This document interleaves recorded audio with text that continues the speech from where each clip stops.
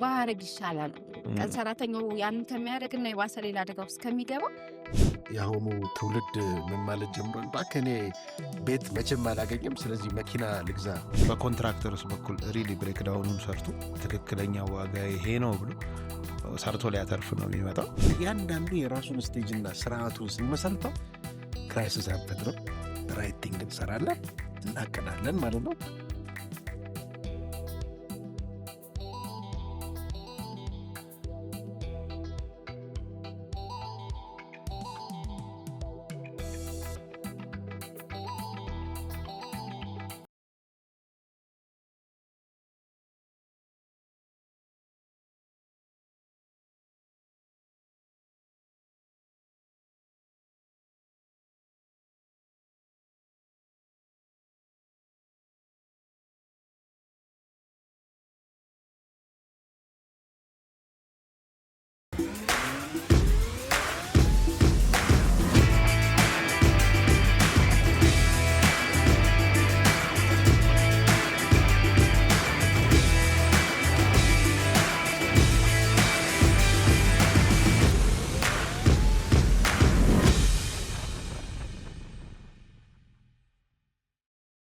ኮንስትራክሽን ማኔጅመንት የሚያስፈልግበትን ይዘው እንትን ከዛ ይመጣና ልክ እሱን ሲያልፍ የምንሰራው ነገር አዋጭ ነው ወይ?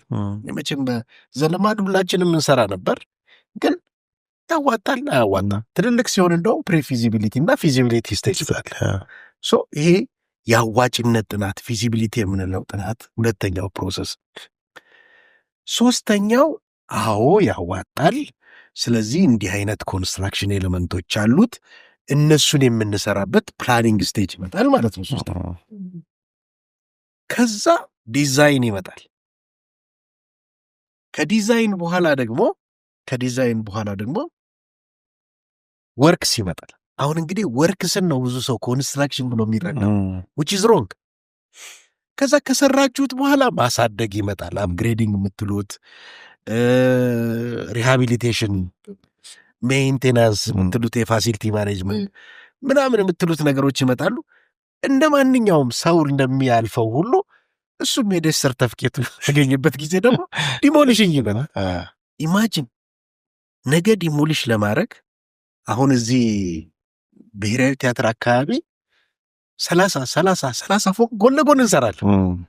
እንዴት ነው ዲሞሊሽ የምናደርጋቸው? በዲዛይን ጊዜ ማንኛውም ህንፃ እንዲህ ዲሞሊሽ እንዲያደርግ ነው የሚፈቀድ። እንዲህ ዲሞሊሽ እንዲያደርግ የምንሰራው ዲዛይን እንዲህ ዲሞሊሽ እንዲያደርግ አድርገን አስበን መስራት ዛሬ ካልጀመርን ነገ ወደዚህ ወድቆ ሌሎቹንም አፌክት ያደርጋል። አለበለዚያ በቃ በጣም ረዥም ጊዜ ወስደን እንደ ለጋሃር ጋር እናፈርሳለን፣ ወይም እንደ ምንድን ነው የሚባለው የላንቻ አካባቢ አንድ የሚፈርስ ነበር 5 ወር ሙሉ 6 ወር ሙሉ እንዲሁ ሲቆጠቆጠ እንደዛ አይነት የማፍረስ ሂደት ውስጥ በጣም ጥንቃቄ ስለሚፈልግ ሌላ ጋር እንዳይሄድ የዲሞሊሽን ኮስቱ ከኮንስትራክሽን በላይ ሊሆን እና እነዚህን ፕሮሰሶች በተያያዥነት ሙሉ ግንዛቤ ኖሮት ሊያስተዳድርና ሊመራ የሚችል አካል ይፈልጋል። ኮንስትራክሽን ማኔጅመንት ይህንን ፕሮሰሶች እንዳለ ማኔጅ ለማድረግ የተፈጠረ ዲሲፕሊን ነው። ሌሎቹ ዲሲፕሊኖች ዲዛይን ላይ ሊገቡ ይችላሉ፣ ወይ ደግሞ ወርክስ ላይ ሊገቡ ይችላሉ። ሌላው ላይ ብዙ የተለመደ አይደል። እነዚህን አቀናጅቶ ሊመራ የሚችል ሙያ ያስፈልጋል ተባለና በ1950ዎቹ አካባቢ ፕሮጀክት ማኔጅመንት በሚል ዝም ብሎ ተጸነሰ ማለት ነው። የሄደ የፕሮጀክት አይነቶቹ ሲለያዩ ደግሞ ኮንስትራክሽን ማኔጅመንት መጣ። የቴክኖሎጂው እድገትም አብሮ እየሄደ ሳለ አብሮ ኮንስትራክሽን ኢንጂነሪንግ ማኔጅመንት፣ ኮንስትራክሽን ቴክኖሎጂ ማኔጅመንት እያለ በየቦታው ስሙን እየፈጠረ ይሄዳል። ልክ እንደ አይቲና አይሲቲ እንደሚባለው በናቹራል ሳይንስ እና ሶሻል ሳይንስ ሁሉ ይሰጣል። እነዚህ የተግባቡ መጨረሻ ላይ ወደሚፈለገው ደረጃ ላይ ይደርሳሉ ለማለት ነው። እና የኮንስትራክሽን ማኔጅመንት የሶሻል ሳይንስ እና የናቹራል ሳይንስ ድብልቅ፣ የቴክኖሎጂም ድብልቅ ይሆንና እንደ ድንገት እኔ ፒኤችዲን የተማርኩበት ትምህርት ቤት ኖርዌጂያን ዩኒቨርሲቲ ሳይንስ ኤንድ ቴክኖሎጂ ዩኒቨርሲቲ ይባላል እና ያ ዩኒቨርሲቲ ዩኒክ የሆነ ፋከልቲ ነበር፣ ኢንዱስትሪያል ኢኮኖሚ ኤንድ ቴክኖሎጂ ማኔጅመንት የሚባል የሁለቱም ቅንብር ያለበት ማለት ነው። እዛ ውስጥ ነው የተማርኩት እና የገባኝም ለዛ ይመስለኛል ብዙ ዲቴይል። ሌላው ማኔጅመንት ነው። ምንድን ነው ማኔጅመንት የሚለውንም በትክክል ሰው ተረድቶት እየሄደ ነው የሚለው ወይ ፈንክሽናል ዴፊኒሽኑን ወይም ደግሞ ሪሶርስ ማኔጅመንት ምናምን ብሎ ዲፋይን ያደርገዋል። ግን አልቲሜትሊ የተረዳው የመጣሁት የሁለት ነገሮች ድምር እንደሆነ። አንደኛው ትክክለኛ ነገርን መስራት ዱይንግ ራይት ቲንግስ ነው ማለት ነው። ሁለተኛው ደግሞ ዱይንግ ቲንግስ ራይት። አሁን ቅድምም ብያለሁ ኮንሰፕቹዋላይዝ አድርገን ፊዚብል መሆኑን አውቀን ፕላን እናደርጋለን ስል ዱይንግ ዘ ራይት ቲንግስ። ከዛ ስራ ውስጥ ስንገባ ዲዛይን ስናደርግ ነው ዱይንግ ወስነናል ቲንግስ ራይት ነው። ስለዚህ እነዚህ ሁለቱ ቅንብር ሲሆን 6 ኮምፖነንቶች አሉት ማለት ነው። ሬሌቫንስ፣ አሁን ኢማጂን የመንገድ ፕሮጀክቶችን ህብረተሰባችንን እንዴት እንደሚጠቅም መጨረሻ ላይ እድገት እንደሚያመጣ ሪሶርስ አካባቢያቸው መነገድ እንደሚችሉ እነሱ ጥቅም እንደሚያመጣ ሁሉ ራይት ኦፍ ዌስት ነው። ኮምፔንሴት ስታደርገው ቶሎ ይነሳል፣ አይቸገርም ነበር እና ሬሌቫንሱ ላይ እንሰራለን። ኮንስትራክሽን ማኔጅመንት አንዱ ይሄ ነው። ሁለተኛው ያንን ራይቲንግስ ስንሰራ እንግዲህ አንዱ የራይቲንግስ ነው ሬሌቫንስ፣ ኢፌክቲቭነስ አዋጭነቱን ወይም ደግሞ ትክክለኛነቱ። ትክክለኛ ነገር ከቀረስክ መስራት ቀላል ይሆን። ግን ግማሽ ልብ ይዘህ ልሞክረው ካልክ ያው ክራይሲስ ፈጥረ ክራይሲስ እንደማስተዳደር ይሆናልና የዛን ሂደት ይዞ ይሄዳል። ከዛ በኋላ ሰስተናብሊቲ፣ አሁን አንድ የጉድጓድ ውሃ ገጠር ቆፈር ውሃ ማጠጣት አስለመድ ናቸው።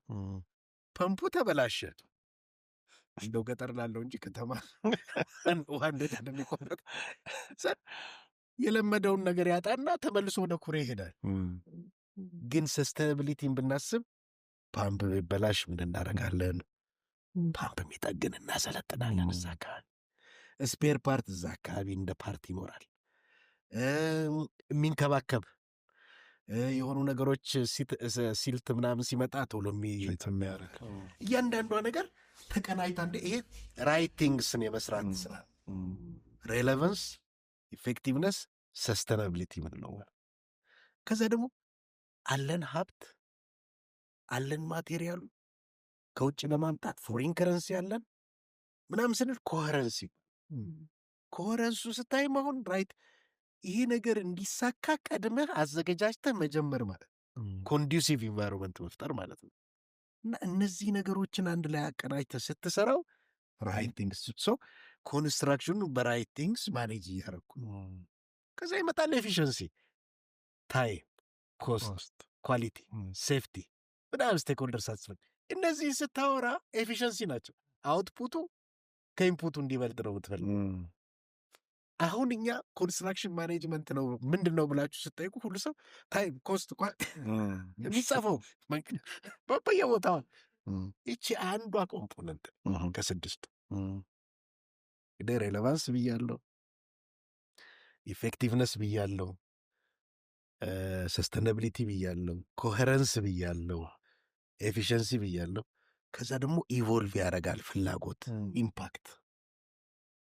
ስለዚህ እነዚህን ሁሉ የምታስተዳደርበት መካኒዝም ቅድምም ብያለሁ። 5 አይነት ህንፃ አለ ብያለሁ። 4 አይነት ትራንስፖርት አለ ብያለሁ። 4 አይነት ውሃ አለ ብያለሁ። ሌሎች አሉ ብያለሁ። ፊዚካል ኢንፍራስትራክቸሮች ማኔጅመንት እነዚህ 6ቱ ናቸው ብያለሁ። የዲቨሎፕመንት ፕሮሰሶቹ ደግሞ 8 ናቸው ብለ 6ን ኮምፒቲሽን ብለ የፐርሙቴሽን ኮምቢኔሽን 8 ፕሮሰስን 4 ህንፃን ምናምን አድርገህ ብታደርገው ትሪሊየን ነው ስራው።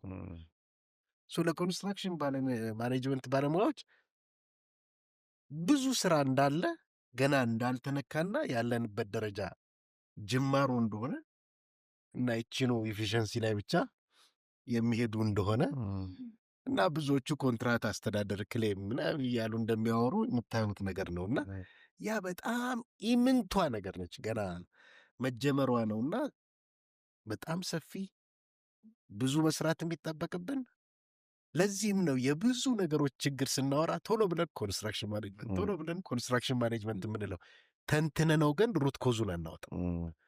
ድፍን ይሆንና ሶልቭ ሳይደረግ ለዛ የሚበቃ ባለሙያን በትክክል ሳናበቃ እንሄዳለን። በትምህርቱም ዘርፍ ሙሉ ወደ ወርክስ ነው የምናደለው፣ ወደ ማማከሩ ብዙ አንሄድም።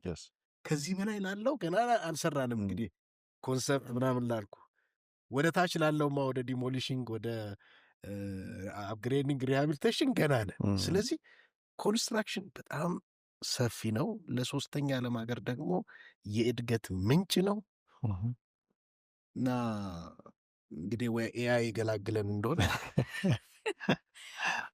ጥሩ ተስፋ ነው። ወደፊት የምናየው ጥሩ ተስፋ ነው እና ኮንስትራክሽን ማኔጅመንት ስትረዳው ሰፊ ነው።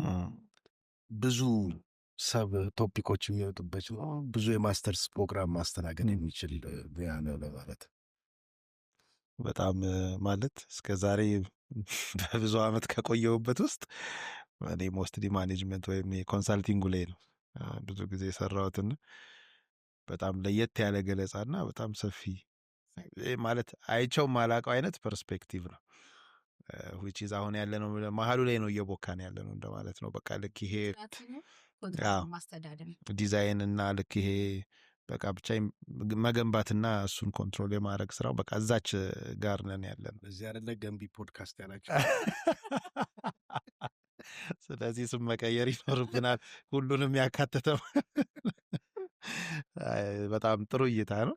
እንግዲህ ውይይታችን ጥሩ ነው፣ ደስ የሚል ነገር ነው። ብዙ ሰፊ ነገሮችን እያነሳ ነው። እንግዲህ ወደ ውስጥ ደግሞ ገብተን የተለያዩ ሀሳቦችን እናነሳለን። እስኪ በዚህ ደግሞ ጥያቄ ካለ አሁን ፕሮጀክቶቻችን የሚሰደውና የተለመደው እስካሁን የተለመደው የፕሮጀክቶቹ ኦነሮች አንዳንድ ጊዜ ሲቪል መሐንዲሶች ሊሆኑ ይችላሉ፣ ኮንትራቱን የሚያስተዳድሩት እስካሁን በነበረው አርኪቴክቶች ሊሆኑ ይችላሉ።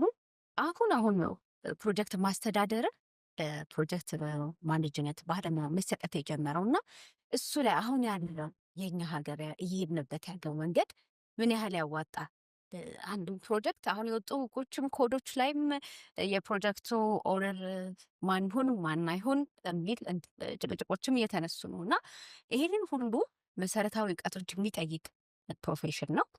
ፕሮጀክቶች ደግሞ በትክክል ካልተመሩ ኪሳራ ላይ የሚወድቀው እንዴት ነው? አሁን ይሄንን ሁላችንም ኃላፊነታችን ልንወጣ የምንችለው በተለይ ፕሮጀክቶችን የምንይዝ ፕሮጀክቶችን የምንመራ ኮንሰልታንት፣ በተለይ ደግሞ ኮንሰልታንቶችን እንዴት ምን አይነት ነገር ብንጠቀም የምናማክራቸውን ሰዎች እናግዛለን?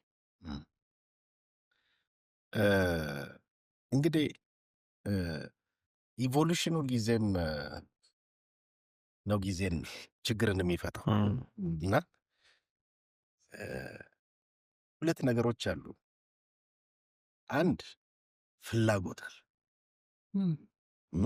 መድረስ የምንፈልግበት ማድረግ የምንፈልግበት ፍላጎታል። ሁለተኛው ደግሞ እዚህ ጋር ነባራዊ ሁኔታ አለ። ይሄ ዲሲፕሊን ገና መፈጠሩ ነው ዓለም ላይም ራሱ እንኳን ኢትዮጵያ ውስጥ ማለት ነው። እና እንደውም ጀርመን በ2004 ነው የተፈጠረው፣ እኛ ጋር 2002 ነው።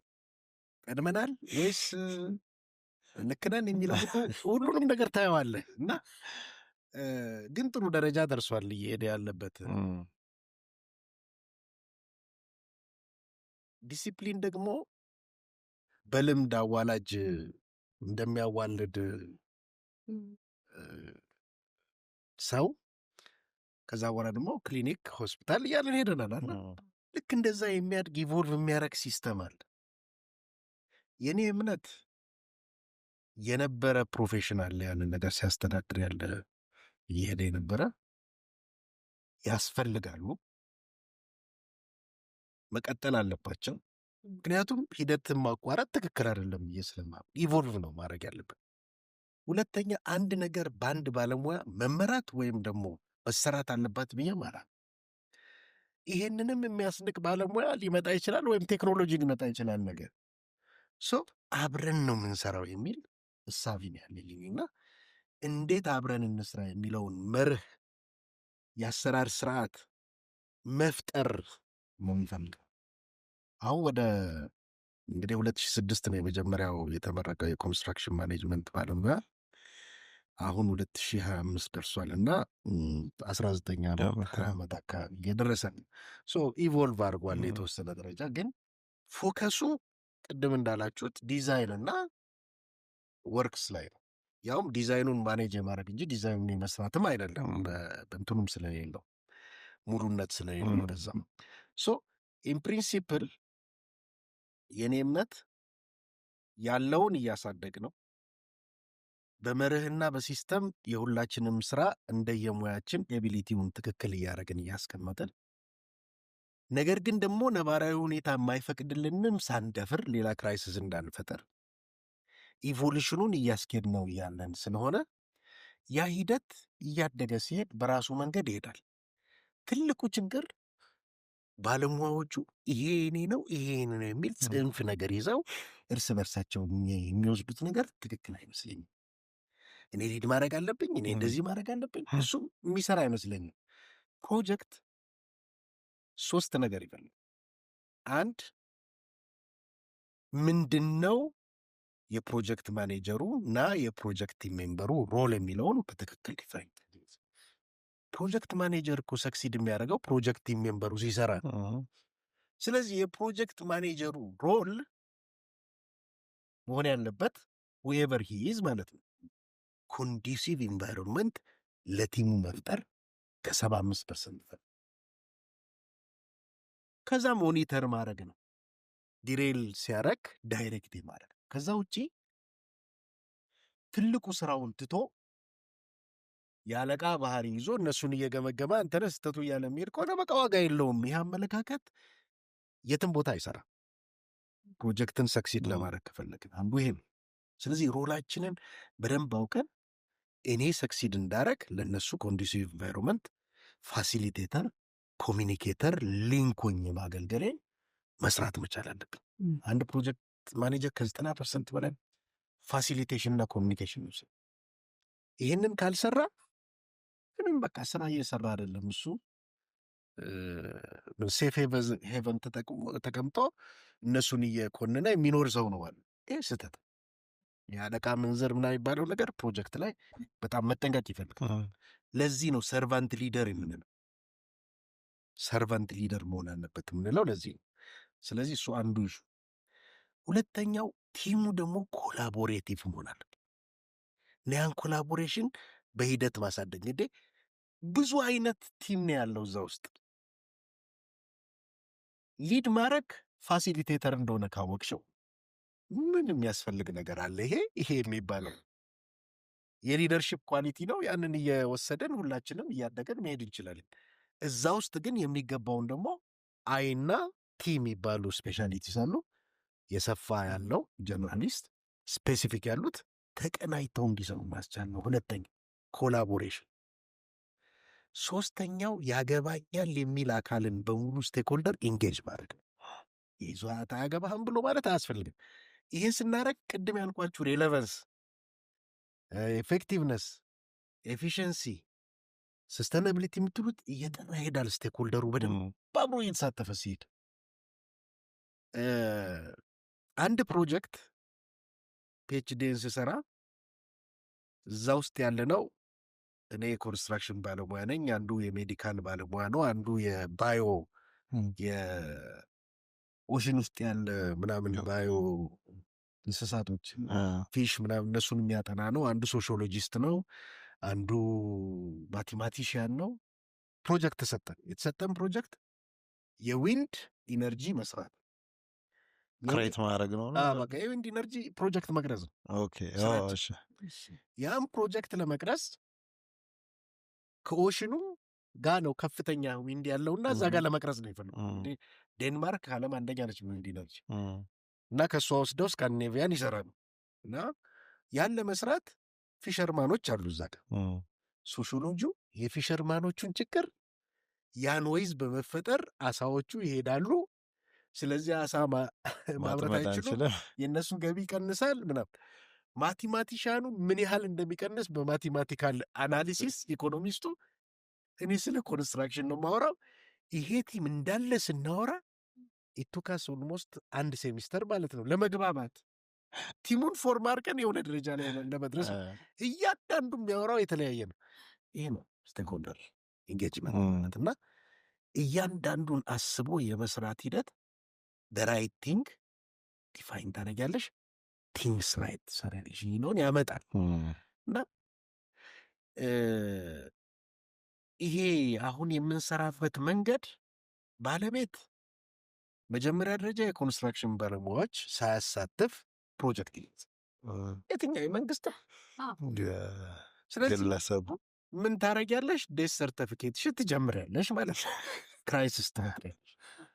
በትክክል ስኮፑ ዲፋይን እንዳሆነ በትክክል እንትኑ አይሄድም እና በቃ ባለ አንድ ሀሳብ ወይም በተወሰኑ ሀሳቦች ይጀመርና የውሸት ታይ የውሸት ገንዘብ የውሸት ምናምን ተተምኖ ይቀመጣል። ልትሰራ ስትገባ ሌላ ነገር መለኪያውን ኮስት ኦቨራን ታደርጋለህ። የውሸት አስቀምጠህ ማለት ታይም ኦቨራን ታደርጋለህ። ይህ አይሰራም። ዱይንግ ራይት ቲንግስ የሚባለው ላይ ብዙ መስራት ይፈልጋል። ባለቤት ጋር ማየው ይሄ ነው። ሰው ባለቤት ችግር ውስጥ የሚገባው ትክክለኛ የሚሰራውን ነገር አስተምኖ ዘርዝሮ አሳውቆ ለማሰራት ዝግጅቱ አናሳ መሆኑ ነው። ይሄ ባይዘወይ የ10 ዓመት ስትራቴጂ ሲሰራ እንደ አንድ ሜጀር ቦትልኔክ ተይዟል ማለት ነው። ያው እሱም ኢንቮልቭ እያደረገ ሲሄድ ነው አይደለም ወደ ስራ የሚገባው እና እንደዛ አይነት ነገሮች አሉት። ሁለተኛው ቅድም እንዳልኳችሁ ዲዛይን የሚባለው ድርጅት ኤክስፐርት ድሪቭን እኔ ያውቅልሃለሁ መሆን ያለበት ያ ባለቤት ፍላጎቱን በደንብ ተረድቶ ያ ነገር ምን እንደሚያወጣ ገንዘብም ተምኖ አስፈላጊ ባለሙያዎች ይዞ ኮላቦሬት አድርጎ ምን ብሎ አጥንቶ ምን ብሎ ይሄ ነገር እንደዚህ ቢሆን አይሻልም ብሎ መምከር ሲገባው ና በቃ ወረቀት ላይ ማስፈር ይጀምራል ወዲያው። ይሄም የትም አያደርስም። ለዚህ ነው ሊድ ምናምን የሚባለው ነገር ይመጣው አይሰራም። ቢዝነሷ ለመቋደስ የሚፈልገው አካል ለመንጠቂያ መንገድ ካልፈለገው በስተቀር አብሮ መስራት የሚቻልበት ነው ለማለት ነው። ስለዚህ እኔ ኮንስትራክሽን ማኔጅመንት ሊድ ማድረግ አለበት፣ አርኪቴክት ሊድ ህንፃ ላይ፣ ያንኛው ደግሞ ሃይዌይ ሊድ አይገባኝም። እንደዚያ ሆስፒታል የምንሰራ ከሆነ የሆስፒታሉ አካሚ ዶክተርም ብዙ ኢንፑት አለው፣ ላብራቶሪ ቴክኒሽያኑም ብዙ ኢንፑት አለው። ስለዚህ ብዙ ስቴክሆልደሮችን አናግረን የኤክስፐርት ሰርቪሳችንን ሰጠን ባለቤት ገብቶት ዲዛይን ብሪፍ ይባላል እዛ ጋር ስንደርስ ማለት ነው። ኮንሰፕቱ ሲወለድ ደግሞ ኮንሰፕቹዋል ብሪፍ አለ። እያንዳንዱ የራሱን ስቴጅና ስርዓቱን ስንመሰርተው ክራይሲስ አንፈጥርም፣ ራይቲንግ እንሰራለን፣ እናቀዳለን ማለት ነው። ከዛ ደግሞ ጊዜ መተመኛዎች፣ ገንዘብ መተመኛዎች፣ መንገዶቻችን ትክክለኛ እየሆኑ ይሄዳሉ። በኋላ በኮስት ኦቨራን በታይም ኦቨራን እንደ አንድ ግብአት ብንወስደውና ብንለካው ትክክል ይሆናል። እና አሁን ያለንበት እንግዲህ ይሄ ነው። በአብዛኛው ብዙ ነገሮችን ስንሰራ ክራይሲስ ፈጥረን ክራይሲስ ማኔጅ የምናደርገው እኔ በዛ ነው የምተረጉመው ያካሄዳችንን። ይህ ደግሞ ኮንስትራክሽን ማኔጅመንት መስመሩን ኢቮልቭ እያደረገ ሲሄድ እያስተካል። ለዚህ ነው ኮንስትራክሽን ማኔጅመንት ነው ችግሩ። ሁሉም እያላጥ በቃ ቀላል ነው ሁሉንም ለመያዝ ማለት ነው። እዛ ላይ ይዞ ይገባል ማለት ነው። እና ፕሮጀክት ማኔጅመንት ሌላው ደግሞ ስራውን ከጀመርሽ በኋላ አውተንቲክ ሊደር። አውተንቲክ ሊደር ማለት ፋክትን ዲናይ የማያደርግ ራሱን የማይዋሽ መሆን አለበት። ልም ያለ ፕራይስ እስካሌሽን እየተፈጠረ ያለ ፕራይስ እስካሌሽን እናስተናግድም ብሎ ግግም ብሎ መቀመጥ በቃ ፕሮጀክት ይተኛል ይቆማል እንጂ ምንም የምታመጣው ነገር የለም። በቃ እዛ ስትጨቃጨቅ ስትነጋገር ምን ይባላል? ዘር ኢዝ ኖ ፍሪ ላንች። ባይ ዘ ዌይ ኮንትራክተር ዴት ሰርተፊኬቱንም ቢፈርም ፍሪላንች አይሰጥሽም። ምክንያቱም ሂሳቡ እዛ ተደምሮ ያተርፋል ትሄዳል የሚለውን ያውቀዋል። ስለዚህ ወደ ምን ሄዳል? ወደ ኦቨርዚሊየስ የሆነ ኮንትራት አድሚኒስትሬሽን ይሄዳል። ያ ኮንትራት አድሚኒስትሬሽን ውስጡ ኮራፕሽንንም ሊይዝ ይችላል። እኔ የኮራፕሽን ዋናው መንስኤ ነው ብዬ የማምነው አውተንቲክ ሊደር አለመሆናችን ነው እንጂ ይሄ ዝም ብሎ የባህሪ ነው ምናምን የሚሉትም ብዙ አልገዛው እና እውነቷን እስከተጋፈጥን ድረስ ኮራፕሽን ሚኒማይዝ ያደርጋል። የዛ አይነት አቲቲዩድ ነው ዲቨሎፕ ማድረግ ያለብን። ግን ያው ልጅ ይድሃል፣ ክሮል ያደርጋል፣ ይድሃል፣ ከዛ ይቆማል፣ ከዛ ትምህርት ቤት ይገባል እያለ ያድጋል። ይህም በእንደዛው እየሄደ ነው። የኮንስትራክሽን ኢንዱስትሪው ደህናም ነው ደህናም አይደለም። ጥሩ። እስቲ ከዚህኛው ሀሳብ ደግሞ ወጣ እንበልና ብዙ ጊዜ ወደሚያጨቃጭቀን ወይም ኢሾ ወደሚሆነ ቴንደሪንግ ሲስተም ጋር እንግባና ስለሱ የተወሰኑ ነገሮች እናንሳ። እንግዲህ ሀገራችን ላይ ያለው በብዛት የምንሰራበት የዚህ የዲስትሪቢዩተርስ ቴክኒክ ነው። ዝቅተኛውን ዋጋ ያቀረበ አሸናፊ ይሆናል።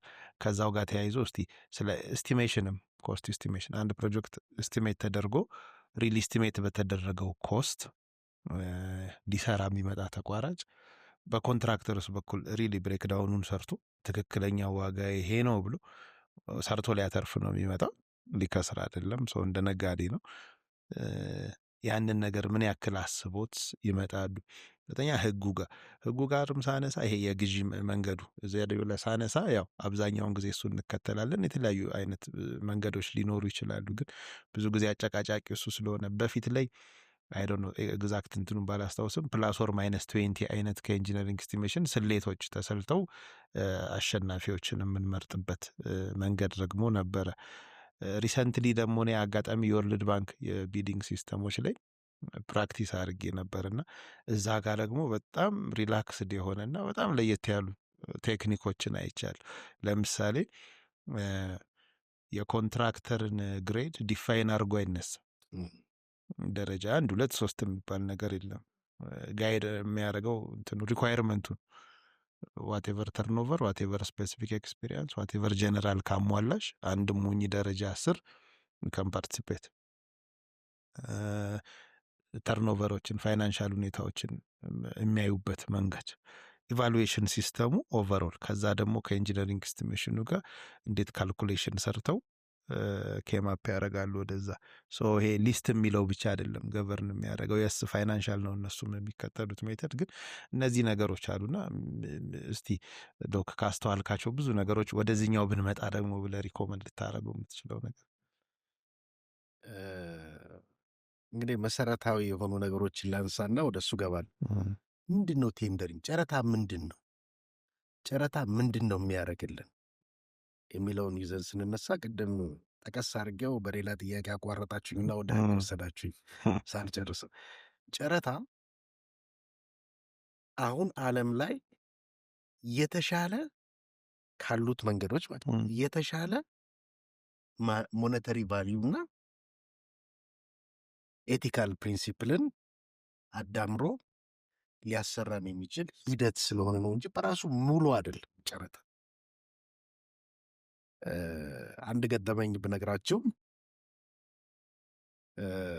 ፊክስ ፔንስል ለመግዛት ጥያቄ አቀረብኩ። ጨረታ ሲያወጡ ከዛ በኋላ ኢቫሉዌት ሲያደርጉ ምን ሲሉ በስንት ብር አመጡልኝ? 18 ብር ይዘውልኝ መጡ። እኔ አንድ ቢሮ ኃላፊ ነበርኩ፣ ፊዚካል ፕላን። ገበያው ላይ 6 ብር። ስለዚህ ጨረታ ቫሊዩ ፎር መኒ አመጥቷል አላመጣም ብትሉት እናገራል አይደል? እና ኤቲካል እንትኑን ሙሉ ለሙሉ አያስኬድም ማለት ነው። ስለዚህ እኔ ልክ ያ ሲመጣልኝ ያማረጋቸውን ሳቅ እና ጨረታ ምንድን ነው የሚሰጣችሁ? ሊስት የሆነ ነገር ግን ሪስፖንሲቭ የሆነ ሪስፖንሲቭ ማለት ነው ከህግና ከባህሪ አኳያ የበቃ ማለት ነው። ለምሳሌ የንግድ ፈቃድ ያለው ስንል ህግ ያከበረ ማለታችን። ኮንፍሊክት ኦፍ ኢንተረስት ውስጥ የሌለ ካለ በባህሪ የበቃ ነው ማለት ነው። ዲክሌር ያደርጋል ማለት ነው። ሊቲጌሽን ውስጥ ገብቶ ሮንግሊ ያልሄደ ስትል አሁንም ኤቲካል ባህሪያዊ ነው። የህግና የባህሪ ሪኳይርመንቶቹ አሟልቶ ተገኝቷል ወይ? ስለዚህ ሪስፖንሲቭ ነን ሪስፖንሲቭ ስንል ነን ሪስፖንሲቭ ነው። ልክ በወንፊት ገለባው እናንተ እንደ ገለባ ታገለዋለህ ማለት ስራው ይሄ ነው አንዱ። ከዛ ይቀጥልና ሁለተኛ ኳሊፊኬሽን የሚባል ሪኳይርመንት አለ። ያ ደግሞ ኳሊፋይድ ነህ አይደለህም የሚለውን ነገር እንዲያመጣለት። ይሄን በሶስት አይነት መንገድ ተርጉመን ነው የምንሰራው። አንደኛው ፕሪ ኳሊፊኬሽን እንለዋለን። ከአንድ የተሰጠ 100 ውስጥ ከ60 በታች ያለው ፕሪ ኳሊፋይድ አይደለም ብለን ስንል ምን ማለታችን ነው? ይሄ ለእኛ ፕሮጀክት አይጠቅመንም ማለታችን። ስለዚህ ከ60 በላይ ያመጡትን ወደሚቀጥለው እናስተላልፋቸው ነው ፕሪ ኳሊፊኬሽን። ከዛ ደግሞ ፖስት ኳሊፊኬሽን፣ አንዳንድ ጊዜ የምናስቀምጣቸው የፕሪ ኳሊፊኬሽን ክራይቴሪያዎች ምን ያህል ኦብጀክቲቭ ናቸው። ኦብጀክቲቭ ካልሆነ ሰብጀክቲቪቲው በበዛ ቁጥር የምንሰጠው ማርክ 59ና 58 ከ60 ምንድን ነው ልዩነቱ? ስለዚህ መጣያው የት ነው የሚለውን እንወስዳ። አንዳንድ ሀገሮች ፕላስ ኦር ማይነስ 5 ከ60 ይለፉ ይላል። ያው ዞሮ ዞሮ ፕሪ የሚባለው ነገር የሆነ ሰብጀክቲቭ የሚለውን እስካላጠራኸው ድረስ 100% ማጣራት አትችልም። በ20% ኮንፊደንስ ኦፍ ኢንተርቫል ለምሳሌ 5 ሊከርት ብለህ ቬሪ ጉድ፣ ጉድ፣ ፌር፣ ባድ፣ ቬሪ ባድ ብለህ ልትል ትችላለህ አይደለም? እንደዚህ ሃይ ሎ እንደምት ይሄ አሁን 20% በእያንዳንዱ የያዘ ነው። ቀላል አይደለም። 20% 60 ብለህ 20% ይዞት ይሄዳል። አያችሁት? ሰብጀክቲቭ የቱ ጋር ነው ያለው? ስለዚህ ሰብጀክቲቭን ቁጥሩን ማሳነስ ይፈልጋል፣ ወይም ደግሞ የምተረጉምበት መንገድ ወደ ኦብጀክቲቭ ይፈልጋል። እነዚህን ነገሮች አብረን እያየን ካልሄድን ኳሊፊኬሽን የሚባለው ወደ ፖስት ኳሊፊኬሽን ይሻለናል። ግድ የለም ከመቶ የያዘውን ይዞ ከዛኛው ደግሞ የሆነ ይዞ ተደምረው ይሄዱ የሚለው አለበለዚያው ደግሞ ኮምባይንድ። አሁን ለምሳሌ ዲዛይን ቢልድ ፕሮጀክቶች ስንሰራ የኮሜርሻል ባንክንም ጨምሮ ዲዛይኑ ገዢ ነው አይደለም ለብዙ ነገር፣ ግን የሰጠነው 30 ወይም 40% ከሆነ እዚህ ላይ ስትሪክትሊ ፕሪ ኳሊፊኬሽን መጠቀም አለብን። ለኮምባይንድ ታደርገዋለህ ማለት ነው። ዋናው ፖስት ኳሊፊኬሽን እዚህ ላይ ፕሪ እና ዲዛይኑ ከ30 ወይም ከ25% በላይ ካልመጣ ዋናው የምናጣው ህንፃው ነው። ስለዚህ እሱን እንደዚህ የምትልበት ቦታ ኮምባይንድ አድርገህ የምትሰራበት አካሄዳልና በዚህም ውጤት የሚያመጣ ሞራል። ከዛ በኋላ ወደ ምን ይሄዳል? ወደ ኮምፒቲቲቭ ሪስፖንሲቭ ብያቸዋለሁ፣ ኳሊፊኬሽን። ከዛ ኮምፒቲቲቭነስ ይመጣል። ኮምፒቲቲቭነስ ገንዘብ ብቻ አይደል፣ ወደ ገንዘብ የሚቀየሩ ነገሮችን በሙሉ የያዘ። ለምሳሌ እኔ 20% አድቫንስ ፔመንት ጠይቃለሁ፣ እሷ 10% ጠይቃለች፣ አንተ 30% ጠይቃለህ። ባለቤት 30% ሲሰጥ ከእሷ አንጻር 20% ቤኔፊት ፎርጎን እያደረገ ነው። አየሁ አይደል? ያ ሰውዬ ሞኔተሪ ቫልዩ እየተጠቀመ ነው። እኔ ደግሞ 20 ስል ከአንተ 10% ቤኔፊት እያጣ ነው ማለት ነው። ሶ ይህንን በቤኔፊት ፎርጎን ማወዳደርና በገንዘብ መተመን አለበት። አንቺ 10% ፎሪን ከረንሲ ነው ፈልገው ትላለሽ፣ እኔ 65% ፎሪን ከረንሲ ይፈልጋለሁ ይላል፣ እሱ 35 ይላል። አሁን ደግሞ አዲሽናል ኮስት ልጭንበት ነው። ምክንያቱም ፎሪን ከረንሲ የሚያመጣው ኢምፓክት አለ። ላጣው ነው እኔ ሌላ ነገር የምሰራበትም ታይም አለ። እኔ በ10 ዓመት ጨርስልሃለሁ፣ በ3 በ4 ይሄም ራሱ የራሱ አዲሽናል ኮስት ያመጣበታል። ሌላ ሰው ቀድሞ ገብቶ ቢዝነሱን ሊወስድበት ይችላል። ዲቨሎፕመንት ላግ ያደርጋል። ሶ እነዚህን እያወዳደረ ከዛ ደግሞ ብሩን ያወዳደር የነዚህን ከዛ ደግሞ ፕሪፈረንስ ማርጂን የሚባል አለ ለደሃ ሀገር የሚሰጥ እንዲህ እያደረጋችሁ ስደምሩት ኮምፒቲቲቭነሱን ያሳያል። የትኛው ነው እውነተኛ የሚለውን እንላለን። ከዛ ያንን ይዘን ደግሞ ቅድም ኦፕሳ እንዳለው የዓለም አቀፍ የጨረታ ሕግ አብኖርማሊ ሎ የሆነን ቴንደር አያስተናግድ። አብኖርማሊ ሎ የሆነን ቴንደር ደግሞ የምንተምንበት መንገዶች አሉን። ፕላስ ኦር ማይነስ 20 አንዱ መንገድ ነው። ሌሎችም አሉን እና ውለታው የቴንደር ዶክመንቱ ግልጽ አድርጎ ለዚህ ሪስፖንሲቭ ያልሆነ ነገርን አል ብለዋል።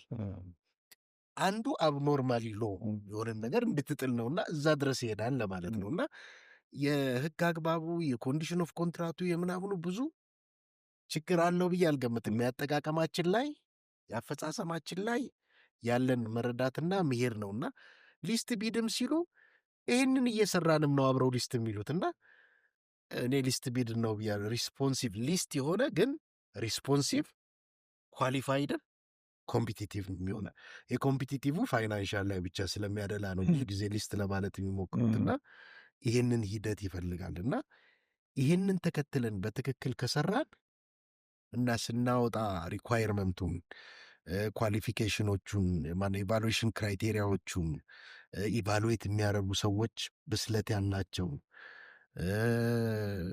የሚያዘጋጅቱም ሰዎች በትክክል እነዚህን ነገሮች የሚገነዘቡ ሆነው ካረጉት ጨረታ ካሉት የተሻለ ሜተር ነው ይባላል እና በዛ አይነት መንገድ ነው የምንሄደው። የእኛ ሀገር ደረጃ ግን ስናወጣ በትክክል እነዚህን ነገሮች አገናዝበን የምንሄድበት ሂደት አናሳል።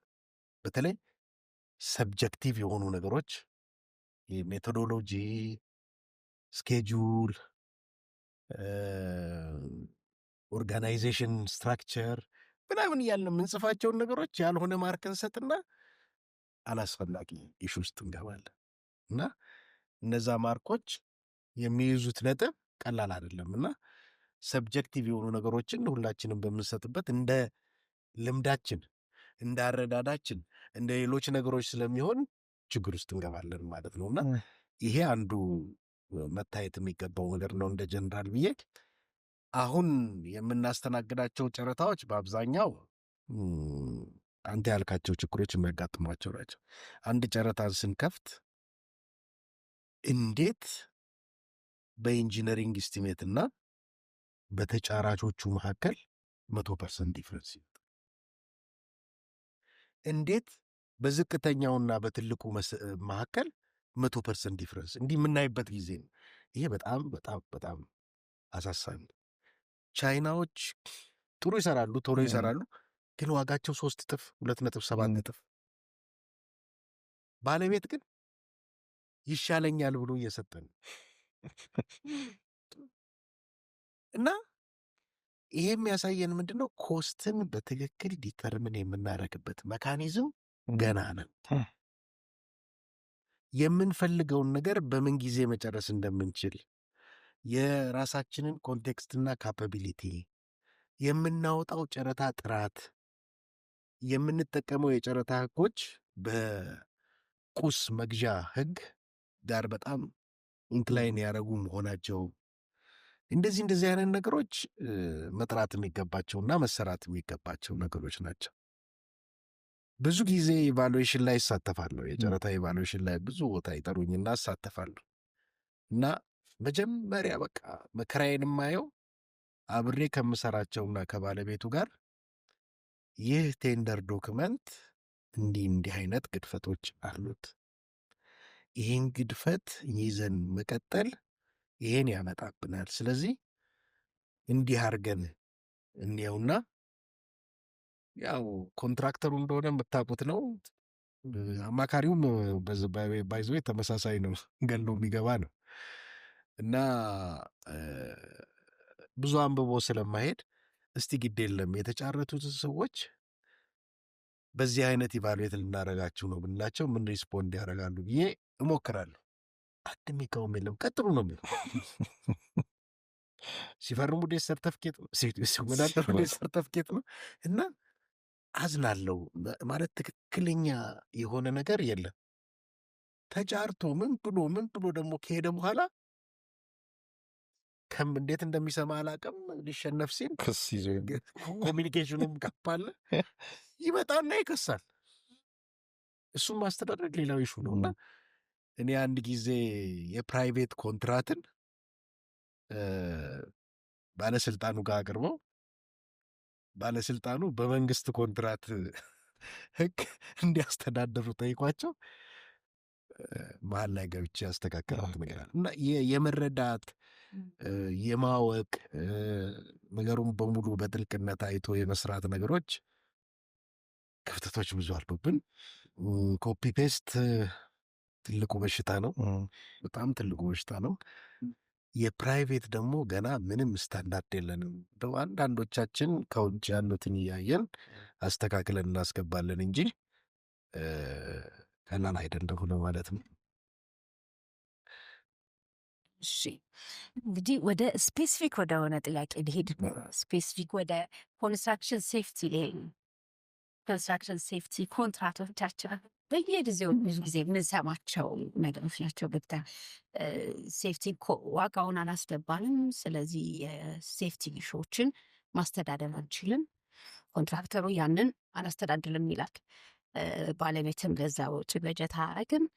በዛ መሀል የሰው ህይወት ይጠፋል፣ ኳሊቲ የሌለው ስራ ይሰራል፣ አላስፈላጊ ጊዜ እና ይሄ ኮንትራት ራሱ ሲዘጋጅ ሴፍቲ እንዴት ኮንሲደር ማድረግ አለበት? በተለይ አማካሪ ድርጅቶች ለባለቤት ከማስረዳት አንጻር ሊኖራቸው የሚችለው ግንዛቤ አንድ እሱ። ሁለተኛ ደግሞ ኮንትራቶቹ ላይ ሲገቡ ከህግ ተጠያቂነት መብትና ግዴታ የሚባል ነገር አለ። የሰራተኛ መብትና ግዴታ አለ፣ የአሰር መብትና ግዴታ አለ።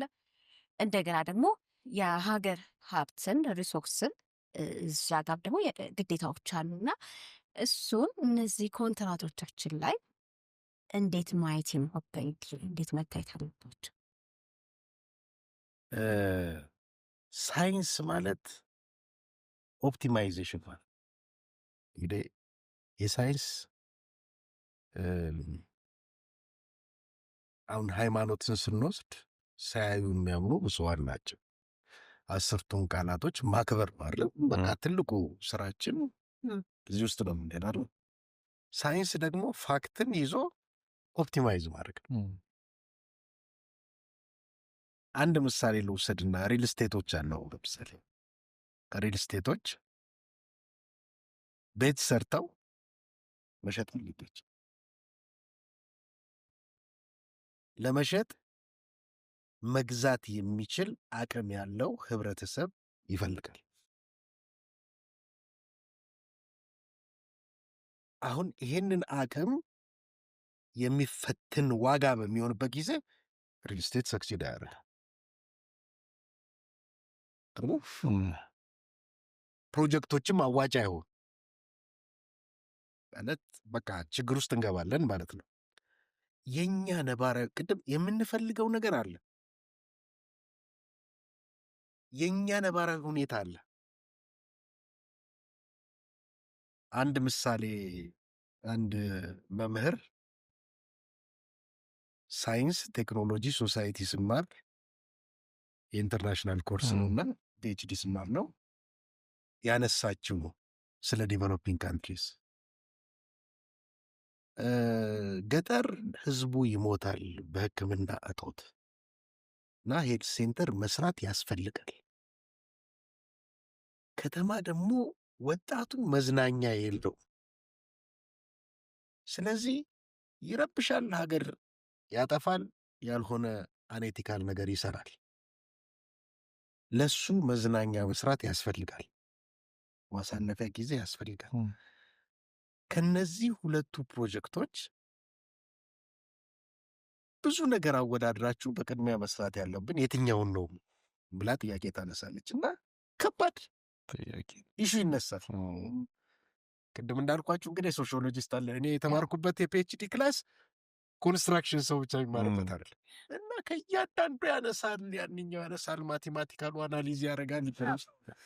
መጨረሻ ላይ ሄደን ገጠር አንድ ብንሰራ ሌላ ገጠር አለ፣ ሌላ ብንሰራ ሌላ ገጠር አለ የሚል ደረጃ ላይ ደረስና መጀመሪያ መዝናኛውን እንስራ፣ መዝናኛው ፕራይቬት ይሁን፣ እስከዛ ድረስ ሰው ይሞት፣ እንግዲህ የሚወሰነውን ማለት ነው እና ያ ሪቮልቪንግ ፈንድ ይሁንና ገጠሩን በረዥም ጊዜ በብዛት ከሚሞት ቶሎ ያድነዋል፣ ሪቮልቭ እያደረገና ሊሄድ ይችላል የሚል አርጊውመንት መጣ። አሁን እንግዲህ ስንሄድ አሁን ሴፍቲን አሁን እኛ በምንፈልገው ደረጃ እንተግብረው ብንል ምንድን ነው ኢምፓክቱ? አንደኛ ሴፍቲውን ሳናረግ ስንሰራ የሚመጣው ዳሜጅ ምን ያህል ነው? ኦፕቲማይዜሽን ይሄ ነው እንጂ ላይ ሰው ይሙት ብለን መቼም መፍረድ በጣም ከባድ ነገር ነው አይደል? በጣም ከባድና ለህሊናም ለመቀበል የሚያስቸግር ነገር ነው። ግን ሪያሊቲውን ትጋፈጩና አፎርደብል የነበረውን ነገር ነን አፎርደብል በማድረግ ጠቅላላ ኢኮኖሚውን ክራይሲስ ውስጥ ፈጥሬ ብዙ ህብረተሰብ ችግር ውስጥ ከትቼ ይሄንን ላምጣ ብዬ መሄድ አንድ አማራጭ ነው። ወይም ደግሞ ባላንስ አድርጌ በጣም ከፍተኛ ጉዳት የሚያደርሱት ስራዎች እነዚህ ናቸው።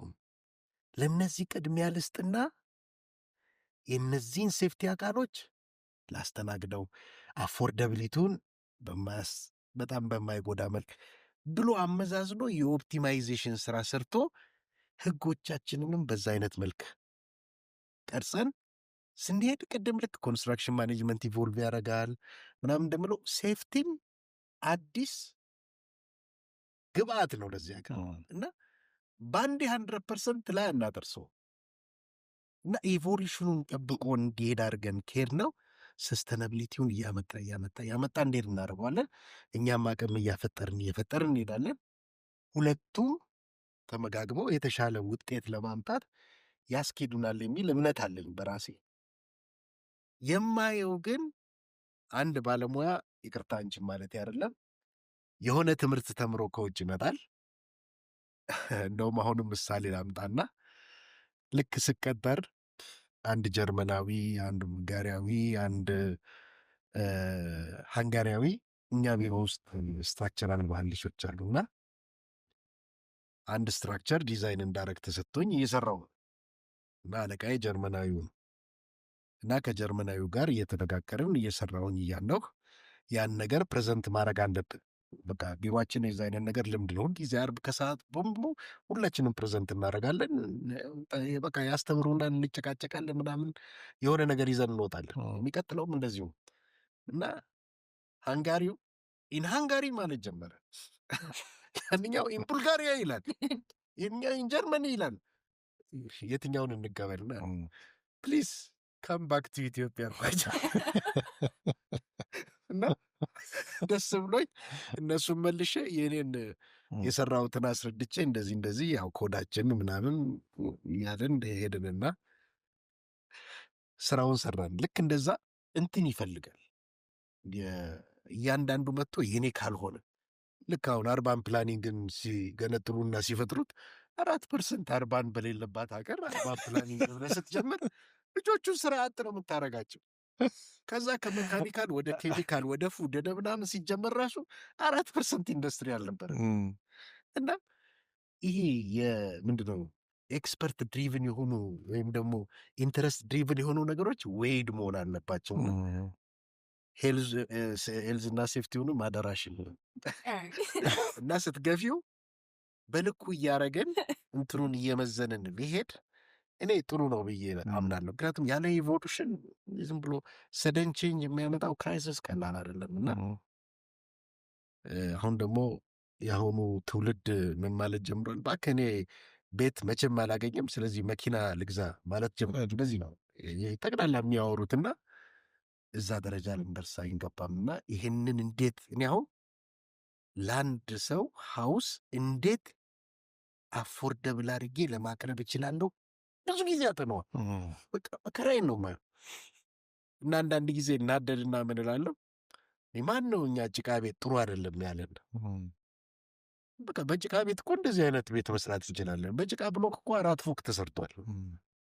እሱ ለምን ወደዛ እንሄድ? መርዝ ብሎክ ኮድ አለው ነው ይድልኛ ወደዛ እንመለስ። ከዛ ቢልዲንግ ፐርሚት ልጠይቅ ሳይ ጭቃ አይቻልም ህጋችን ነባራዊ ሁኔታን ያውቃል ምናምን ብለህ በቃ እንዲህ አይነት ነገር ነው የሚረዳህና ማን ነው ብሎኬት ከጭቃ የተሻለ ነው ያለ? የሚገርማችሁ የጭቃ ቤት እርዝኮክ አይጥለውም፣ ብሎኬት ግን ይጥለዋል። እና እንደው ነገሩን አገናዝበን ስንሄድ ያሳዝነኛል። እንዲህ በደንብ ነባራዊ ሁኔታን የምንፈልገውን እንዴት እንሂድ ብሎ ሳይንሱ ኦፕቲማይዜሽን የሚለውን ኮንሰፕት ይዘን እየሄድን ከሰራን ሴፍቲው ይሳል እና ያን ሴፍቲ በእርግጥ there is no free lunch ኮስት ውስጥ ሊገባ የሚችልበት ሁኔታ መፍጠር አለብን። በኳንቲቲ ማስቀመጥ ካልቻለን በኦቨርሄድ ምን ያህል ፐርሰንት እንደሚሆን ያጠናን መሄድ አለብን። ለምንድነው ፊዚቢሊቲ ስተዲ የምናጠናው? ፊዚቢሊቲ ስተዲ የምናጠናው ዝም ብለን ብንሰራ ሎስ የሚሆነው በፊዚቢሊቲ ስተዲ ኮስት መመለስ ስለሚችል፣ ስለዚህ the feasibility cost is better than በኋላ ከምናጣው ብለን አሁንም ሄልዝን ስናስገባ በኋላ የምናጣው በሞትም በአደጋም በምንም ልንል እንችላለን። ከዚህኛው ኮስት ጋር ተወዳድሮ ይሄ አነስተኛ ካልሆነ አዋጭ አይደለም ማለት ነው። ስለዚህ እሱ ሁሉ ነገሮች አብሮ ታይተው ኦፕቲማይዜሽን የሚባለው ኮንሰፕት በክሊር መልኩ ይሄዳል። አሁን ኤአይ እንደምታውቁት 4 ነገር ይሰራልና ለኮንስትራክሽን ኢንዱስትሪውም እነዚህ ነገሮች በጣም ጠቃሚ ናቸውና አንዱ የሚሰራው ኦፕቲማይዜሽን እና ከ5 ዓመት በኋላ እንደዚህ የምንላቸው ነገሮች ፊልተርድ ይሆናል። ቀላል እንዳይመስሏችሁና ራይት ቲንግስ የሚለው በጣም ገኖ ይወጣል። ቲንግስ ራይት የሚለው ኦፕቲማይዜሽኑን ይሰራል እና ብዙዎቻችን ለማዳ ቤት እንስሳም እንዳንሆን እፈራለሁ እና